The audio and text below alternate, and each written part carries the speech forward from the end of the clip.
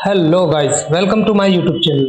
आज मैं आपको बताने वाला हूं कि आफ्टर कंपनी इनकॉर्पोरेशन आप क्या क्या करें। ठीक है, काफी डायरेक्टर्स को पता नहीं होता है कि कंपनी तो इनकॉर्पोरेट हो गई हमारी, अब इसमें हमें क्या क्या आफ्टर कंपनी इनकॉर्पोरेशन के बाद क्या क्या स्टेप होते हैं, क्या क्या करना है। मैं स्टेप बाय स्टेप आपको सभी चीज बताऊंगा कि आपको आफ्टर कंपनी इनकॉर्पोरेशन क्या क्या करना है। तो जिसके हमारे दो टॉपिक होने वाले हैं। फर्स्ट टॉपिक रहेगा आफ्टर प्राइवेट लिमिटेड इनकॉर्पोरेशन और सेकंड टॉपिक रहेगा प्राइवेट लिमिटेड कंपनी कंप्लायंसेस।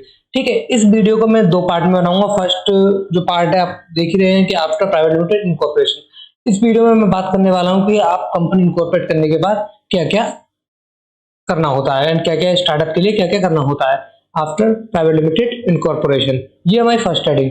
जो सेकंड है हमारी प्राइवेट लिमिटेड कंपनी कंप्लायंसेस, ये मैं आपको बताऊंगा 31 मार्च से पहले बताऊंगा, क्योंकि हमारा फाइनेंशियल ईयर जैसे ही स्टार्ट होगा तो उस मैं ये वीडियो लाऊंगा सेकंड पार्ट, उसमें आपको काफी बेनिफिट होगा। ठीक है, तो आज हम बात करने वाले हैं आफ्टर प्राइवेट लिमिटेड इनकॉर्पोरेशन। ठीक है, तो चलिए शुरू करते हैं। जैसा कि आप देख रहे हैं कि हमारा आ गया है फर्स्ट पॉइंट जो था हमारा पार्ट 1, जिसके ऊपर आज हम वीडियो बना रहे हैं। तो आफ्टर प्राइवेट लिमिटेड इनकॉर्पोरेशन, ठीक है, इसकी फर्स्ट जो टॉपिक है, पहला टॉपिक होने वाला हमारा opening bank account and share capital money introduction. क्या होता है, सबसे पहले हमारी कंपनी इनकॉर्पोरेट हो गई। सबसे फर्स्ट क्या करना, जो हमारा पेड अप कैपिटल होता है, जो हमारा पेड अप अमाउंट होता है, जो हम कंपनी बनने से पहले हर सीए ये अमाउंट रखना होता है प्राइवेट लिमिटेड कंपनी में। एंड कंपनी एक्ट 2030 के अंदर कोई भी कंपनी रजिस्टर्ड होगी तो उसमें ये अमाउंट हमें रखना होता है पेड अप कैपिटल। जो अमाउंट हम उसमें रखते हैं कंपनी इनकॉर्पोरेट होने से पहले, जो हम पुट करते हैं, ठीक है, तो वही अमाउंट आफ्टर कंपनी इनकॉर्पोरेशन, वही अमाउंट हमें अपने बैंक अकाउंट में सबमिट कराना होता है, जिस रेशियो में हमने डिवाइड किया होता है दोनों डायरेक्टर्स के बीच में। ठीक है, तो जैसे फॉर एग्जांपल मान लीजिए हमने डिवाइड किया है दोनों डायरेक्टर्स के बीच में 50-50% एंड 10,000 की पेडअप, तो वह 50-50 हजार की, सॉरी 5-5 हजार की हमें अमाउंट हमारे अकाउंट में दोनों डायरेक्टर्स के नाम से डिपॉजिट कराने होंगे, जो करंट अकाउंट हम अपना ओपन करवाएंगे। ठीक है, वो अकाउंट ओपन होने के बाद, करंट अकाउंट ओपन होने के बाद, अमाउंट सबमिट होने के बाद, डिपॉजिट होने के बाद, अकाउंट होने ओपन होने के बाद, और जब हम अपना अमाउंट डिपॉजिट उसमें करा देंगे। ठीक है, तो यहाँ पे हमारा फर्स्ट जो ये ओपनिंग बैलेंस वाला ये सिस्टम, हमारा जो फर्स्ट टॉपिक है ये खत्म हो जाता है। फिर आता है सेकंड। ठीक है, कंपनी इनकॉर्पोरेशन हो गई और हमने करंट अकाउंट भी ओपन करा लिया। अब क्या करना है, अब करना ये है कि हमें INC-28 फॉर्म फिल जाता है। ठीक है, एक फॉर्म जाता है, ये फॉर्म 180 दिन में भरना आपको मैंडेटरी होता है। अगर आप 180 दिन में इस फॉर्म को फिल नहीं करते हैं 180 डेज में, तो आप पे पेनल्टीज लगेगी डे पर डे। 80 दिन में इसको INC-28 फॉर्म नहीं फाइल करवाते हैं तो आपको डे पर डे पेनल्टी लगेगी इंक्रीजमेंट के साथ। पर डे इंक्रीजमेंट होगा जो आपकी पेनल्टी होगी। ठीक है, तो उसमें आपको क्या होता है, ये 180 दिन में INC-28 फॉर्म सबमिट करना होता है। इसमें आपको ये देना होता है कि हाँ, हमने अपना बैंक अकाउंट ओपन करा लिया, हमने अपने अमाउंट डिपॉजिट कर दिया है जो हमारा पेडअप अमाउंट था उसमें, और हम अपना काम, कंपनी का काम स्टार्ट करने वाले हैं। ये इंटीमेशन हम गवर्नमेंट को देते हैं कि INC-28 फॉर्म के थ्रू। ठीक है, अब ये हमारा फॉर्म भी फिल हो गया INC-28। फिर हमें क्या करना होता है, ठीक है, अब हमने INC-28 फॉर्म भी फाइल कर दिया। फिर उसके बाद हमें करना था board meeting for first auditor appointment with in 30 days में।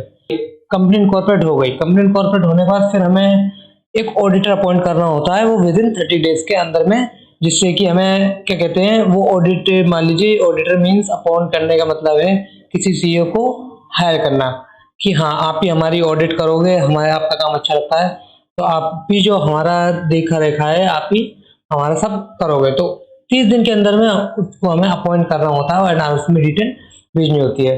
ठीक है, ये हो गया हमारा थर्ड पॉइंट। अब आता है fifth, after company incorporation. GST number लेना मैंडेटरी है। जीएसटी नंबर अगर आप प्राइवेट लिमिटेड बना रहे हो तो जीएसटी नंबर ले लेना, क्योंकि जीएसटी नंबर के काफी फायदे होते हैं और आपका काम सही रहता है। ठीक है, तो जीएसटी नंबर आपको लेना है आफ्टर कंपनी इनकॉर्पोरेशन के बाद, जीएसटी नंबर लेना जरूर है, क्योंकि जीएसटी नंबर आजकल के लिए बहुत ही इंपॉर्टेंट है। ठीक है, जिससे आप बिल वगैरह सप्लाई करें, किसी से कोई माल खरीदे, बेचे या दे, तो आपको रजिस्टर्ड पार्टी से ही माल ले और रजिस्टर्ड पार्टी को माल दे, इससे आपका काम क्या है, सारा एक नंबर में आता है। ठीक है, तो ये हो गया हमारा फिफ्थ पॉइंट, जीएसटी रजिस्ट्रेशन हमें लेना है। ठीक, सेकंड सिक्स्थ पॉइंट है हमारा registered office information of ROC with in 30 days from NC 22। जैसे कि मान लीजिए आपकी कंपनी इनकॉर्पोरेशन हो गई, आपने क्या कहते हैं इनकॉर्पोरेट के टाइम एक वो पूछता है कि आप इस एड्रेस को अपने फिक्स रखना चाहते हैं या आप इसको चेंज करेंगे। अगर आप उसको नो कर देते हैं तो विद इन 30 डेज में आरओसी के पास हमें बताना होता है कि जो भी हम एड्रेस चेंज कर रहे हैं वो एड्रेस विद इन 30 डेज में आरओसी को बताना होता है। अगर आप ऐसा नहीं करते हैं यानी आप भूल जाते हैं, तो अगर आप 30 डेज के अंदर में अपना आरओसी को अपना एड्रेस ऑफिस एड्रेस कंफर्म नहीं करते हैं, अगर नो सेलेक्ट किया है तब, तो फिर आपका पेनल्टी लगती है। जो पेनल्टी होती है, जैसे मान लीजिए अगर पेनल्टी आपकी 600 लगेगी तो उसकी इंक्रीजमेंट होता रहता है, उसमें मल्टीप्लाई होता रहेगा 600 900 900 के 1200 ऐसे करके इंक्रीजमेंट होता रहेगा, मतलब दुगना दुगना होता रहेगा, जितनी आपकी पेनल्टी उसके इंक्रीजमेंट होता रहेगा। ठीक है, ये हो गया हमारा सिक्स्थ पॉइंट। अब आ गया सेवेंथ पॉइंट। सेवेंथ पॉइंट ये है कि हमें कंपनी इनकॉर्पोरेट हो गई हमारी। अब हमें क्या करना है, अपनी जो कंपनी का पैन सर्टिफिकेट आया था, 10 आया था, सर्टिफिकेट ऑफ इनकॉर्पोरेशन यानी सीओआई आ जाता है, तो उसके बाद हमें अपना income tax user ID password बनवा लेना है, मतलब सीए से बनवा लेना है income tax user ID password. ठीक है, तो ये हो गया हमारे 7 पॉइंट जो हमारे after company private limited incorporation होने के बाद ये 7 पॉइंट आपको जानना जरूरी है, इसके हिसाब से चलना जरूरी है, क्योंकि इन 7 पॉइंटों के हिसाब से अगर आप चलोगे तो आप पेनल्टी से बच जाओगे, जो पेनल्टीज होती है। ठीक है, ये तो एक पार्ट 1 था, जिसमें कि जो आपका दूसरा टॉपिक है वो ये है, इसकी पार्ट वीडियो लाऊंगा, इस वीडियो को देखना जरूर, क्योंकि ये जो पार्ट 2 आएगी इसकी वो बहुत इंपॉर्टेंट होने वाला है। वो कंप्लायंसेस क्या होगा अभी अपना फाइनेंशियल ईयर फिनिश होकर नया फाइनेंशियल ईयर स्टार्ट होने वाला है, तो उस फाइनेंशियल ईयर के लिए आपको ये वीडियो देखना जरूरी है। पार्ट 2 जो आएगा इसका, पार्ट 1 भी इंपॉर्टेंट है, ये तो पार्ट 1 देखना है आपको कि आफ्टर कंप्नी कॉर्पोरेशन क्या क्या करना है। ठीक है, फिर कंप्लायंसेस क्या क्या होती हैं पार्ट 2 में ही आपको बताया जाएगा। ठीक है, पार्ट 2 आपको देखना है। जैसा कि आज हमने आपको बताया कि आफ्टर कंप्नी इनकॉर्पोरेशन आप क्या क्या करें, और जो नेक्स्ट पार्ट 2 की वीडियो आएगी बाकी हम उसमें बताएंगे क्या क्या कंप्लायंस होती है साल की, क्या क्या साल में वर्क होता है। तो ऐसे ही चैनल पे बने रहिए, वीडियो को देखते रहिए, लाइक कमेंट सब्सक्राइब करना मत भूलिएगा। ऐसे ही अपना प्यार देते रहिए। Thank you and have a nice day.